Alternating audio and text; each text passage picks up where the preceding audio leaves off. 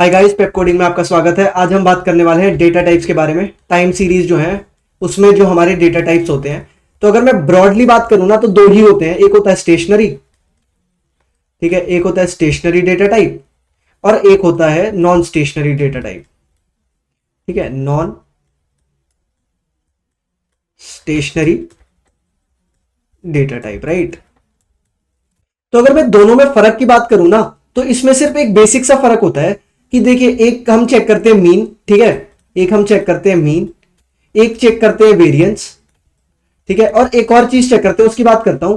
तो अगर मीन नहीं आ रहा है ना और वेरिएंस भी नहीं आ रहा है, पूरे डेटा में ज्यादा मीन नहीं है, मतलब मीन का मतलब ये नहीं हो गया कि भाई मीन 0 हो गया। इसका मतलब ये है कि वेरिएशन ऑफ मीन की मैं बात कर रहा हूं। जैसे कि मान लीजिए कि आप जैसे मान लीजिए ये मेरी एक्सेस है और ये मेरा डेटा है, ठीक है, ये मेरा डेटा है, कुछ ऐसे मूव कर रहा है, ठीक है। तो इसमें क्या होगा कि आपका मीन का जो वेरिएशन है वो कांस्टेंट है, ठीक है, जितना ऊपर उतना नीचे ऐसे करके जा रहा है, ठीक है। तो इसका ये, या फिर मैं इसकी बात करूं, ऐसे ऐसे काफी सिमिलर टाइप का है, ठीक है, ऊपर नीचे, और जो भी ट्रेंड है उसका जो मीन का वेरिएशन है वो नहीं होना चाहिए, और वेरिएंस भी वही, ठीक है, वेरिएंस भी इतना ज्यादा नहीं होना चाहिए। वेरिएंस क्या होता है कि मीन से जो डिफरेंस है आपका, ठीक है, मीन से जितना वेरिएशन है वो भी बहुत कम होना चाहिए, ठीक है।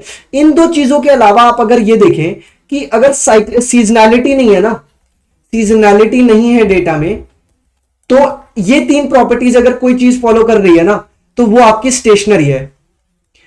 और देखिए ये चीज ना बहुत इंपॉर्टेंट है। आपको ऐसा लग रहा होगा जैसे डेटा टाइप से एक नॉर्मल प्रोग्रामिंग लैंग्वेज में आप बात करते हैं ना, वैसे ही यहां पे भी ये जो दो डेटा टाइप्स हैं ये बहुत इंपॉर्टेंट है, क्योंकि जो भी आप मॉडल चूज करोगे ना अपना प्रोजेक्ट बनाने के लिए या अपनी कोई भी प्रॉब्लम सॉल्व करने के लिए, वो इन दो चीजों पे डिपेंड करेगा, क्योंकि कुछ मॉडल स्टेशनरी होंगे और कुछ नॉन स्टेशनरी होंगे। और इसी का बिल्कुल ऑपोजिट हो जाता है आपका नॉन स्टेशनरी, कि ये तीन चीजें अगर, एक मिनट, अगर ये तीन चीजें किसी के पास हैं तो वो आपका हो जाएगा नॉन स्टेशनरी, ठीक है, नॉन स्टेशनरी, राइट। तो ये तीन चीजें आप चेक करेंगे। अब ठीक है भाई, चेक करेंगे, ये बात तो सही है, समझ में आ गई, लेकिन चेक कैसे करेंगे? मैं पहले सबसे पहले एक चीज दिखाता हूं आपको। मैं तीन डेटा दिखाऊंगा और आपको बताना है कि क्या वो आपका स्टेशनरी है या नहीं है। एक मिनट, इसको थोड़ा इधर ले आता हूं, ठीक है भैया, आइए। एक ये हो गया, एक आपका ये हो गया। पहले दो चीजें दिखाता हूं फिर बात करते हैं, ठीक है। तो सबसे पहले मैं कलर चेंज कर लेता हूं, एक मिनट, रेड लूंगा यहाँ पे। तो अब आप मान लीजिए कि मैं कोई डेटा आपको ऐसे दिखा रहा हूं, ठीक है, एक मिनट, ऐसा ग्राफ आई एम श्योर आपने देखा होगा। ये थोड़ा ज्यादा हो गया, एक मिनट, तो सही कर देते हैं।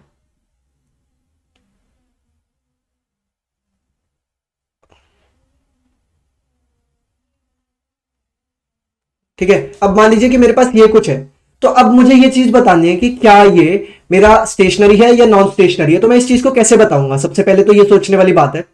तो इसमें पहले मीन देखते हैं कि मीन का वेरिएशन कैसे हो रहा है। तो आप देख सकते हैं कि मैंने जैसे आपको बताया था, अगर मीन चेक करना है तो फिर क्या होगा, आप देखिए ये जितना ऊपर जा रहा है उतना ही नीचे जा रहा है, फिर ऊपर नीचे। आप देखिए विजुअली आपको थोड़ा वैसा लग रहा होगा, लेकिन मैं बता रहा हूं ऊपर और नीचे सिमिलर करने की कोशिश की गई है, ठीक है।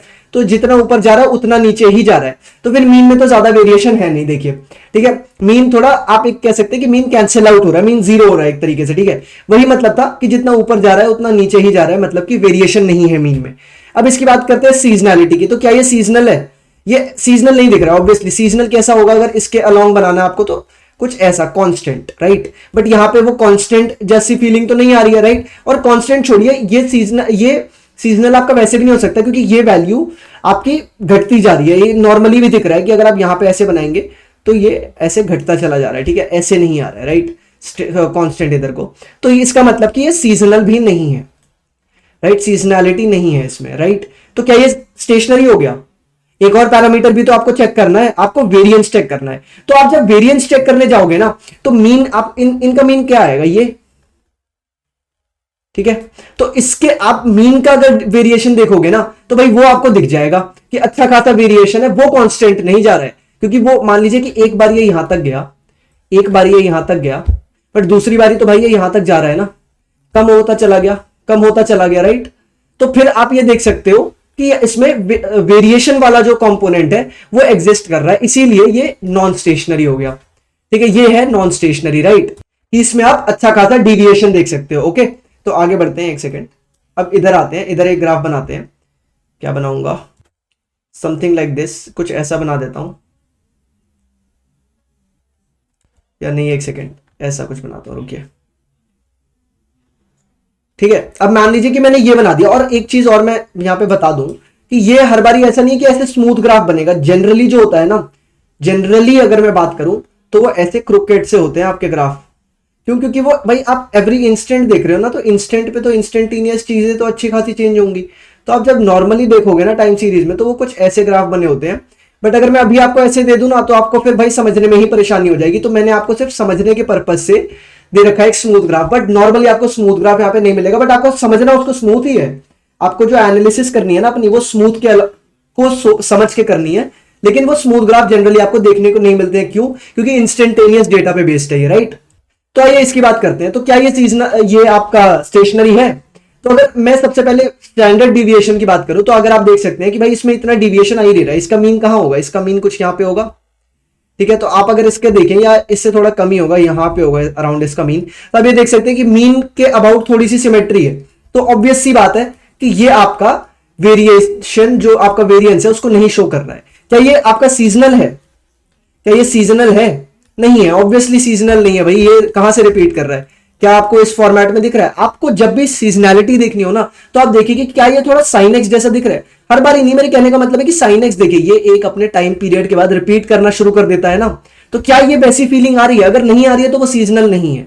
लेकिन जब आप मीन पे आओगे ना, तो भाई मीन की तो वेरिएशन हो रही है। मीन के अलॉन्ग एक वैसे कांस्टेंट, मतलब देखिए ये मीन जो है ना आपका, वो आप मान लीजिए कि ये ऊपर चढ़ रहा है। ठीक है, ये ऊपर चढ़ रहा है और ये उसके बाद भी ऊपर चढ़ रहा है, राइट। तो मीन को कैंसिल कौन करेगा? यहां पे अगर आप देखें तो ये क्या था कि इस मीन के, देखिए आप, क्योंकि मीन और वेरिएंस में ना लोग कंफ्यूज हो जाते हैं, इसीलिए मैं आपको अच्छे से बता रहा हूं कि आप ये देखिए, इस लाइन के अबाउट क्या ये दोनों चीजें सिमेट्रिकल दिख रही है हर बारी? नहीं, है ना। तो इसीलिए वेरिएशन एग्जिस्ट कर रहा है, वेरिएंस एग्जिस्ट कर रहा है। लेकिन आप इसको इंडिविजुअली देखोगे ना, तो ये जितना ऊपर जा रहा है उतना ही नीचे जा रहा है, इसीलिए वो कैंसिल आउट हो जा रहा है। बट क्या ये जितना ऊपर गया उतना ही नीचे आया? नहीं आया, ऑब्वियस सी बात है, नहीं आया। तो इसीलिए यहां पे मीन एग्जिस्ट नहीं करेगा, सॉरी मीन एग्जिस्ट करेगा, राइट। मीन का जो वेरिएशन है वो एग्जिस्ट करेगा, और इसीलिए ये भी आपका स्टेशनरी नहीं है, ये आपका नॉन स्टेशनरी है। आइए आगे बात करते हैं।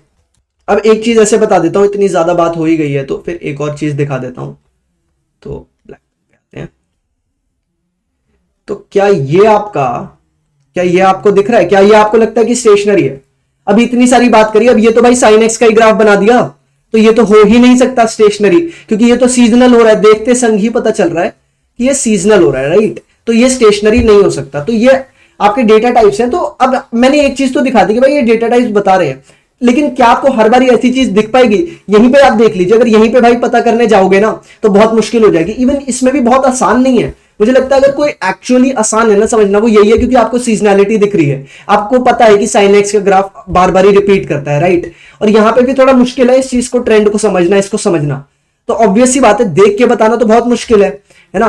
तो हमारे पास कोई और मेथड भी तो होना चाहिए, डेटा टाइप या आपका स्टेशनरी है कि नॉन स्टेशनरी है ये बताने का। ठीक है, तो ऐसा भाई है, तो आप कैसे डिटेक्ट करोगे? तो मैं इस सवाल का जवाब देता हूं कि how to detect data type, right. कैसे बताओगे कि वो स्टेशनरी है, या हाउ टू डिटेक्ट स्टेशनैरिटी, ये ज्यादा बेटर तरीका है इसको प्रेजेंट करने का, हाउ टू डिटेक्ट स्टेशनैरिटी, राइट। तो एक मेथड तो हो गया जो मैंने अभी आपको करके दिखाया कि विजुअल मेथड, राइट, कि देखते संग ही बता दो कि विजुअल मेथड, राइट। दूसरा मेथड हो सकता है ग्लोबल वर्सेस लोकल टेस्ट। ठीक है, तो इसका क्या मतलब होता है? एक सेकंड ऊपर जाके बताता हूं इसका क्या मतलब है। कि अब जैसे मान लीजिए कि इसकी बात करूं, या फिर ये थोड़ा हौच पौच हो चुका है, बट फिर भी बात करने की कोशिश करता हूं, दूसरा पेन ले लेता हूं। अब जैसे ये देखिए, अब मुझे इसमें क्या करना है ना, कि मुझे पहले ये ग्लोबल की तो सारी चीजें मुझे पता चल गई। अब इसके अलावा ना मैं लोकल वैल्यू की बात करता हूं। जैसे मान लीजिए कि यहां से लेकर यहां तक का मैंने मीन लिया, यहां से लेकर यहां तक का मैंने मीन लिया, क्या वो सेम आएगा? नहीं आएगा, क्योंकि मीन तो आगे बढ़ता चला जा रहा है, यहां पे वैल्यू इंक्रीज ही होती चली जा रही है, राइट। लेकिन अगर मैं यहां से लेकर यहां तक का मीन बताऊं और यहां से लेकर यहां तक का मीन बताऊं, तो वो समवॉट सिमिलर ही आएगा। क्यों? क्योंकि भाई वो जितना ऊपर जा रहा है उतना नीचे जा रहा है, वो कैंसिल आउट हो रहा है। ठीक है, इसमें सीजनैलिटी तो आप देखो, देख के भी शायद चेक कर लो, सीजनैलिटी का भी सेम है कि आप इसमें बताओ कि लोकल वैल्यू पे क्या सीजनैलिटी है और ग्लोबल वैल्यू पे क्या सीजनैलिटी है, उस हिसाब से आपको पता चलेगा। तो इसका मतलब क्या है कि एक बार ग्लोबल देख लो और लोकली कुछ पॉइंट्स पे चेक कर लो और फिर बताओ कि क्या हो सकता है, क्या है, स्टेशनरी है कि स्टेशनरी नहीं है। तो ये भी एक मेथड है। और तीसरे टाइप के जो मेथड होते हैं ना, उसमें दो मेथड एक्चुअली है, दो सब मेथड्स हैं। तो उनको पहले तो एक ब्रॉड कैटेगरी में डिवाइड किया गया है, वो है आपके स्टैटिस्टिकल मेथड्स। स्टैटिस्टिकल मेथड्स जो कि सबसे ज्यादा रिलायबल होंगे। क्यों? क्योंकि इसमें हम स्टैट्स या मैथ्स लगा रहे हैं। ठीक है, तो इसमें दो मेथड्स आते हैं। पहला है आपका, एक सेकेंड ये चेंज कर देता हूं, ए से डिनोट करूंगा इसको। तो पहला मेथड क्या है, उसमें से पहला है ऑगमेंटेड। ऑगमेंटेड, एक सेकेंड इसको ऊपर कर देता हूं, augmented Dickey Fuller's method. Augmented Dickey Fuller method या फिर टेस्ट। और फिर दूसरा है आपका, एक मिनट, और फिर दूसरा है आपका आपका है क्वेटकॉस्की फिलिप श्मिट। एक मिनट, गलती हो गई भाई, श्मिट श्मिट। अरे भाई क्या ही है ये, यहाँ पे आई नहीं है, यहाँ पे आई होगा, श्मिट और शिन मेथड। ठीक है भाई, 4-5 लोगों ने कंट्रीब्यूशन दिया था इसलिए इसके 4 नेम है। बट मेजरली अगर मैं बात करूं ना, तो ऑगमेंटेड डिकी फुलर्स मेथड को ही इस्तेमाल किया जाता है 99% ऑफ द टाइम्स। 99 नहीं कहूंगा, 90% ऑफ द टाइम्स ले लीजिए, लेकिन ज्यादातर ना ऑगमेंटेड डिकी फुलर मेथड ही यूज किया जाता है। तो इस पे भी थोड़ी सी बात कर लेते हैं, क्योंकि बहुत इंपॉर्टेंट है। आपको देखिए, आप कौन सा मॉडल चूज कर रहे हैं ना, ये वाली चीज आपकी डिसाइड करेगी कि आप कौन सा आपका मेथड है, राइट, आपका कौन सा डेटा टाइप है। तो आइए जरा छोटा मोटा डिस्कशन इस पे भी कर लेते हैं। ठीक है गाइज, तो अब हम बात कर लेते हैं सबसे पहले तो ऑगमेंटेड डिकी फुलर टेस्ट के बारे में। ठीक है, तो सबसे पहले तो उसकी इक्वेशन लिख लेता हूँ, बहुत लंबी चौड़ी इक्वेशन होने वाली है, तो थोड़ा सा आप लोग ध्यान दीजिएगा। तो ये होगा, एक minute, Y T is equal to C plus beta T plus alpha Y T minus one plus phi one Y T minus one plus phi two Y T minus two plus dot dot dot dot dot plus phi P Y T minus P plus E T. ठीक है, तो अब सबसे पहली चीज तो मैं आपको ये बता दूं कि ये इतनी लंबी चौड़ी इक्वेशन इसलिए है ना, क्योंकि ये 2-3 चीजों पे बेस्ड है। सबसे पहले तो ये है कि आपका, देखिए, सबसे पहले तो ये इसलिए क्योंकि जो ऑगमेंटेड डिकी फुलर टेस्ट है ना, ये ऑगमेंटेड है, तो इसीलिए सबसे पहले तो ये डिकी फुलर टेस्ट पे है। डिकी फुलर टेस्ट आपका यूनिट रूट्स फाइंड करने में मदद करता है।